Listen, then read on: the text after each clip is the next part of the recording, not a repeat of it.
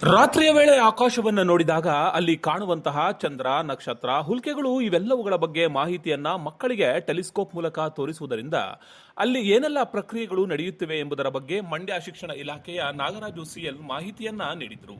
ಗುಬ್ಬಿ ಪಟ್ಟಣದ ಸರ್ಕಾರಿ ಪದವಿ ಪೂರ್ವ ಕಾಲೇಜು ಪ್ರೌಢಶಾಲಾ ವಿಭಾಗ ಮತ್ತು ಭಾರತಿ ಏರ್ಟೆಲ್ ಫೌಂಡೇಶನ್ ವತಿಯಿಂದ ಆಕಾಶ ವೀಕ್ಷಣೆ ಕಾರ್ಯಕ್ರಮದಲ್ಲಿ ಸಂಪನ್ಮೂಲ ವ್ಯಕ್ತಿಯಾಗಿ ಅವರು ಮಾತನಾಡಿದರು. ನೊಬೆಲ್ ಪಾರಿತೋಷಕ ಬಂದಂತಹ ಪ್ರಬಂಧವನ್ನು ಮಂಡಿಸ್ತಾರೆ. ಆ ಕಾರಣಕ್ಕಾಗಿಯೇ ಫೆಬ್ರವರಿ 28ನ ರಾಷ್ಟ್ರೀಯ ವಿಜ್ಞಾನ ದಿನ ಅಂತ ಆಚರಿಸ್ತೇವೆ. ಈ ಹಿನ್ನೆಲೆಯಲ್ಲಿ ರಾಜ್ಯದ ದೇಶದ ಎಲ್ಲ ಕಡೆ ರಾಷ್ಟ್ರೀಯ ದಿನಾಚರಣೆಯನ್ನು ಆಚರಿಸ್ತಾ ಇದ್ದೇವೆ. ಅದರ ಅಂಗವಾಗಿ ಈ ಶಾಲೆಯಲ್ಲೂ ಕೂಡ ಇವತ್ತು ನಕ್ಷತ್ರ ವೀಕ್ಷಣೆ ಕಾರ್ಯಕ್ರಮವನ್ನು ಆಯೋಜಿಸಲಾಗಿದೆ. ಅಮಾವಾಸ್ಯೆ ಆದ 3 ದಿವಸ ಆದ್ದರಿಂದ ಕೇವಲ 1 ಗಂಟೆಗಳ ಕಾಲ ನಮಗೆ ಚಂದ್ರನ ನೋಡೋ ಸೌಭಾಗ್ಯ ಸಿಗುತ್ತೆ. ಪ್ರತಿ ದಿವಸ 50 ನಿಮಿಷ ಮುಂಚಿತವಾಗಿ ಮೇಲೆ ಬರ್ತಾ ಹೋಗ್ತಾನೆ. ನಾಳೆ ದಿವಸ ಒಂದು ಸ್ವಲ್ಪ ಇನ್ನೂ ಮೇಲೆ ಇರ್ತಾನೆ. ಹೀಗೆ ಬಂದು ಇನ್ನು 15 ದಿವಸಕ್ಕೆ ಸಂಪೂರ್ಣವಾಗಿ ಪೂರ್ವ ಭಾಗಕ್ಕೆ ಬಂದು ಹುಣ್ಣಿಮೆ ದಿನ ನಾವು ಪೂರ್ಣ ಚಂದ್ರನನ್ನು ನೋಡ್ಬೋದು. ಇವತ್ತು ಚಂದ್ರನ ಸ್ವಲ್ಪ ಭಾಗ, ಹಾಗಾಗಿ ಅಲ್ಲಿಯ ಬೆಳಕಿನ ಕಿರಣ ಟೆಲಿಸ್ಕೋಪನ್ನು ತಲುಪಿ, ಇದು ರಿಫ್ಲೆಕ್ಟಿವ್ ಟೆಲಿಸ್ಕೋಪ್. ಅಲ್ಲಿಂದ ಬಂದ ಬೆಳಕಿನ ಕಿರಣ ಇಲ್ಲಿಂದ ಪ್ರತಿಫಲಿತವಾಗಿ ಇಲ್ಲಿ ಒಂದು ಸಮತಲ ದರ್ಪಣದಿಂದ ಪ್ರತಿಬಿಂಬಿತವಾಗಿ ಐಪೀಸಲ್ಲಿ ನಾವು ನೋಡ್ತೀವಿ. ಹಾಗಾಗಿ ಇದು ರಿಫ್ಲೆಕ್ಟಿವ್ ಟೆಲಿಸ್ಕೋಪ್. ಬೆಳಕಿನ ಇಂಟೆನ್ಸಿಟಿ ಜಾಸ್ತಿ ಇದ್ದರೆ ನಾವು ನೋಡಲಿಕ್ಕೆ ಸಾಧ್ಯ ಆಗಿದೆ. ಹಾಗಾಗಿ ಭೂಮಿಯಿಂದ 4 ಲಕ್ಷ ಕಿಲೋಮೀಟರ್ ದೂರದಲ್ಲಿ ಚಂದ್ರ ಇದ್ದಾನೆ. ಆ ಚಂದ್ರನನ್ನು ನಾವು ಟೆಲಿಸ್ಕೋಪ್ನಲ್ಲಿ ನೋಡಿದ್ರೆ ಅದರ ಮೇಲಿನ ಕುಳಿಗಳನ್ನು ನಾವು ನೋಡಬಹುದು. ನಾವೇನು ಪೂರ್ಣ ಚಂದ್ರನನ್ನು ನೋಡಿದಾಗ ಚಿಗರೆ ಅಥವಾ ಜಿಂಕೆ, ಮಗು, ತಾಯಿ ಅಂತೆಲ್ಲ ಊಹಿಸ್ತೀವಿ. ಅವುಗಳೆಲ್ಲ ಚಂದ್ರನ ಕುಳಿಗಳು.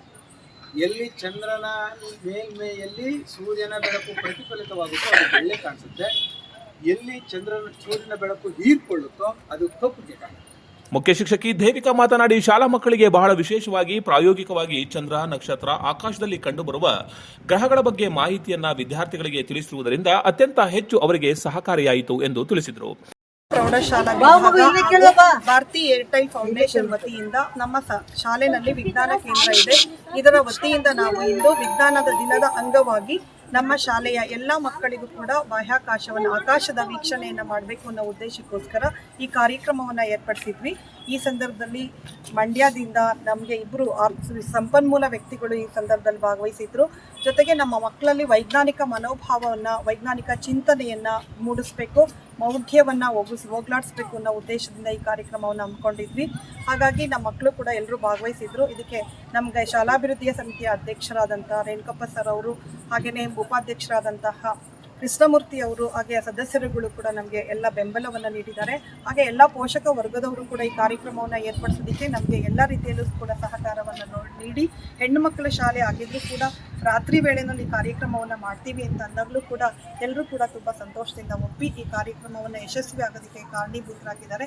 ನಾವು ಕೂಡ ವಿಜ್ಞಾನ ಸಂಘದ ವತಿಯಿಂದ ಈ ಒಂದು ಮಕ್ಕಳಲ್ಲಿ ಅನೇಕ ರೀತಿಯಲ್ಲಿ ಮೌಲ್ಯಗಳ ಜೊತೆಗೆ ಇಂದಿನ ಕಾಲದಲ್ಲಿ ಆಧುನಿಕ ಯುಗದಲ್ಲಿ ಮತ್ತು ನಾಗಲಾಟದಲ್ಲಿ ಹೋಗ್ತಾ ಇರುವಂತಹ ಈ ನಮ್ಮ ವೈಜ್ಞಾನಿಕ ಯುಗದಲ್ಲಿ ನಮ್ಮ ಮಕ್ಕಳಿಗೆ ಎಲ್ಲ ರೀತಿಯಲ್ಲೂ ಕೂಡ ಚಿಂತನೆಯನ್ನು ಮಾಡುವಂತಹ ಯಾವುದು, ಏನು, ಹೇಗೆ, ಎಲ್ಲಿ ಈ ರೀತಿ ಪ್ರಶ್ನೆಗಳನ್ನು ಮೂಡೋ ರೀತಿಯಲ್ಲಿ ವಿಜ್ಞಾನದ ಮನಸ್ಥಿತಿಯನ್ನು ಹೆಚ್ಚು ಮಾಡಬೇಕು, ಅವರಲ್ಲಿ ಮೌಢ್ಯತೆಯನ್ನು ಹೋಗ್ಲಾಡಿಸಬೇಕು ಅನ್ನೋ ಉದ್ದೇಶಕ್ಕೋಸ್ಕರ ಈ ಕಾರ್ಯಕ್ರಮವನ್ನು ಹಮ್ಮಿಕೊಂಡಿದ್ವಿ. ಇದೇ ಸಂದರ್ಭದಲ್ಲಿ ಮಂಡ್ಯ ಜಿಲ್ಲೆಯ ಶಿಕ್ಷಣ ಇಲಾಖೆಯ ಲೋಕೇಶ್, ಶಿಕ್ಷಕರಾದ ಪರವೀಜ್ ಭಾನು, ಜಯಣ್ಣ, ಪಿ ಲಕ್ಷ್ಮೀನಾರಾಯಣ, ಕಮಲಾ ವೆಂಕಟೇಶ್, ರಾಮ್ ಪ್ರಕಾಶ್, ಭೂಮಿಕಾ ಸೇರಿದಂತೆ ವಿದ್ಯಾರ್ಥಿಗಳು ಹಾಗೂ ಪೋಷಕರು ಹಾಜರಿದ್ದರು. ನಿಮ್ಮ ಭವಿಷ್ಯದ ಹೂಡಿಕೆಗೆ ಸ್ಮಾರ್ಟ್ ಆಯ್ಕೆ ಬೇಕಾ? RERA registered, TUDA approved Bhairava green valley ಇದೀಗ ತುಮಕೂರಿನಲ್ಲಿ 40 ಎಕರೆಗಳ ಪ್ರೀಮಿಯಂ ಲೇಔಟ್, ಸಿಸಿ ರಸ್ತೆ, ಲೇಔಟ್ ಒಳಗೆ ವಿಶಾಲವಾದ 60 ಫೀಟ್ ವೈಡ್ ರೋಡ್ ವ್ಯವಸ್ಥೆ, underground drainage, 24 hours water facility ಮತ್ತು ಸಂಪೂರ್ಣ ವಿದ್ಯುತ್ ವ್ಯವಸ್ಥೆ. ಭೇಟಿ ನೀಡಿ Bhairava green valley, Bellavi road, Tumakuru. Chalukya news, ಜನರಿಗೋಸ್ಕರ.